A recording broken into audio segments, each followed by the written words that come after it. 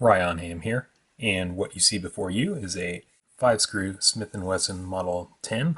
It's been refinished, and a lot of times you'll see a finish on a gun and you'll wonder what it is. Well, I know that this particular gun was refinished with nickel just out of experience, and let me impart some of that experience to you, and hopefully in the future you will be able to tell different finishes apart. Let's get right into it. Now, this is, in fact, nickel plating, and nickel plating was real common for about a little over a century, and it's fallen out of favor recently with the advent of stainless steel firearms. And the main way to tell nickel plating is by context. It's real difficult to distinguish nickel plating from a stainless finish at a glance, and the main reason is because they're both roughly silver in color. However, as you can see, you've got my Smith & Wesson up here, and this is a polished aluminum case, and you could tell that the aluminum looks a different shade than the nickel. In fact, you can describe the nickel as being a yellow color, whereas the aluminum would be more of a white color, and stainless steel is somewhere in between. And as a comparison here, I'll put a stainless gun. This is a Smith & Wesson Model 66 next to the nickel-plated gun. And at a glance, it might not be obvious because they're fairly shiny, but when you've been around enough of them, you can tell that this finish is stainless and this finish is nickel. Ironically, this stainless gun, the Model 66, also has chrome-plated trigger and hammer, and you could see at an instant the difference between chrome plating and stainless steel. And the main difference there is, of course, the chrome plating is more of a white color than stainless.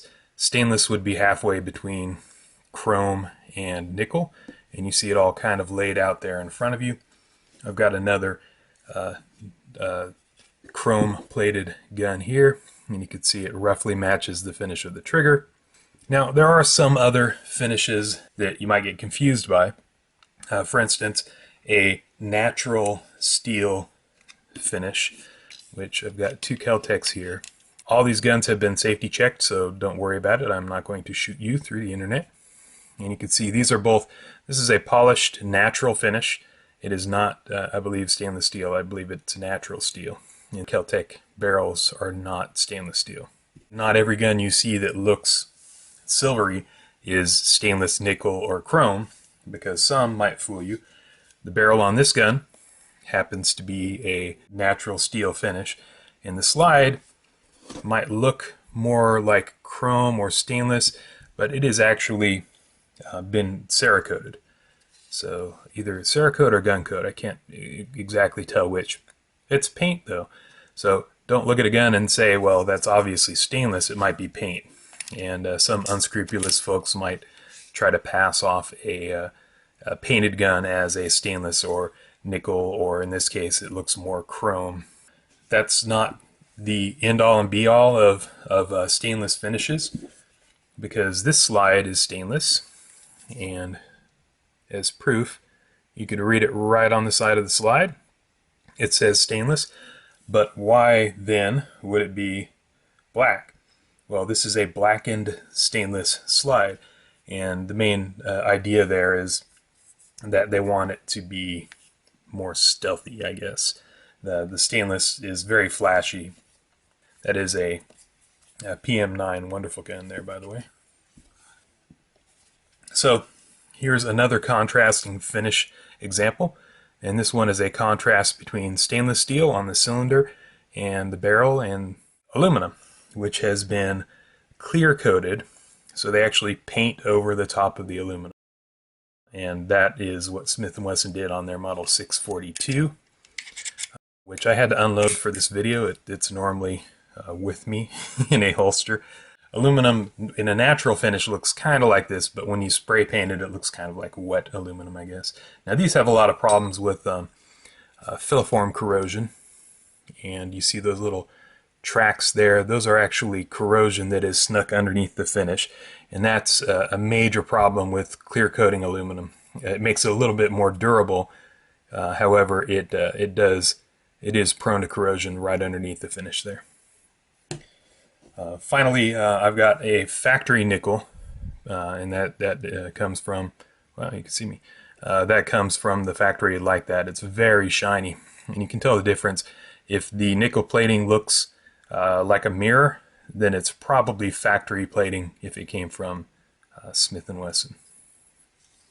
Now, it doesn't all have to be one of those finishes. We have more.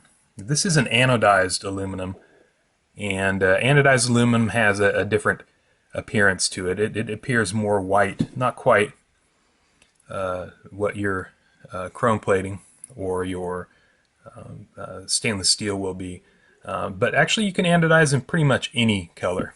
This happens to be a natural aluminum type silvery finish, but you can anodize in pretty much any color and make it appear to be chrome or nickel, but watch out for that if you're looking at finishes. Don't be fooled by that. And to show you, when I say silver, this is my wife's ring that I borrowed from her. So silver actually has a very distinctive color too. This happens to be sterling silver, but all silvers will have a little bit of a different color to them.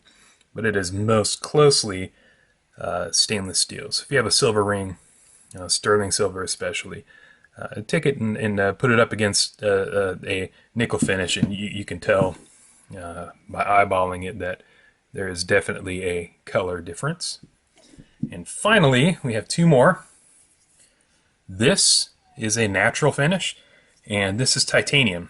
Now, polished titanium will look a lot brighter, but it has a much duller gray appearance than does any of the metals that we've been discussing here.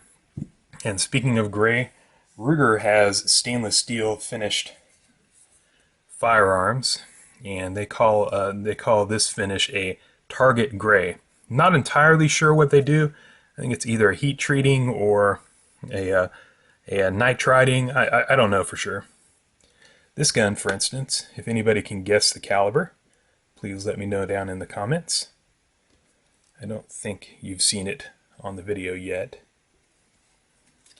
but try and guess the caliber, and I will give you 3 Ryan Ham brownies if you can guess the caliber. They're virtual, they're not real. There you go. And speaking of which, this is Ryan Ham, and I enjoyed making this video. If you enjoyed watching it and learned something from it, I would appreciate a like. Thumbs up are the way I get my self-worth. Also, you can favorite, subscribe, share it, or comment down below if you have any questions. Again, this is Ryan Ham. I'll see you at the range.